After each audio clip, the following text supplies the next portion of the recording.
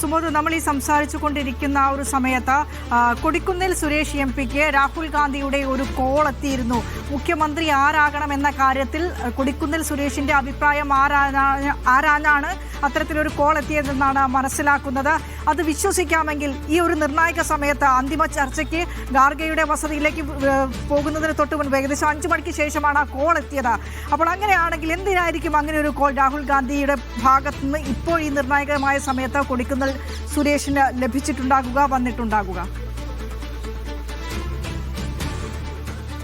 അത് സ്വാഭാവികമായും K C വേണുഗോപാലിനെയാണ് പരിഗണിക്കുന്നതെങ്കിൽ കേരളത്തിൽ ഒരു തരത്തിലുള്ള ഒരു പ്രത്യാഘാതവും ഉണ്ടാകാൻ പാടില്ല, മറിച്ച് വലിയ തരത്തിലുള്ള പ്രത്യാഘാതം ഉണ്ടാകും എന്നുള്ള ഒരു പ്രചരണം വളരെ ശക്തമായിട്ട് റിപ്പോർട്ടുകളുണ്ട്. അതുകൊണ്ട് സ്വാഭാവികമായും മുതിർന്ന നേതാക്കളോട് ഒരു അവരുടെ അഭിപ്രായം ചോദിക്കേണ്ട ആവശ്യമുണ്ട്. ഇതിനായി ആദ്യം MLA-മാരോട് ചോദിച്ചു. MLA-മാരുടെ അഭിപ്രായം എടുത്തു.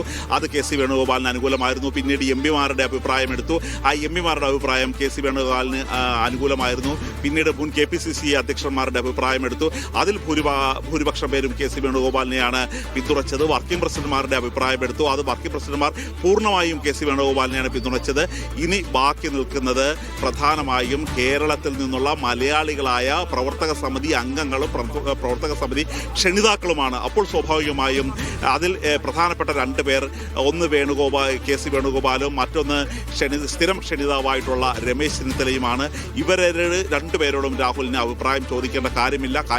ഇവർ ഈ വിഷയത്തിൽ തന്നെ മുഖ്യമന്ത്രി പദത്തിലേക്ക് പരസ്പരം മത്സരിക്കുന്ന ആളുകളാണ്. അതുകൊണ്ട് അവരോട് അഭിപ്രായം ചോദിക്കേണ്ട കാര്യമില്ല.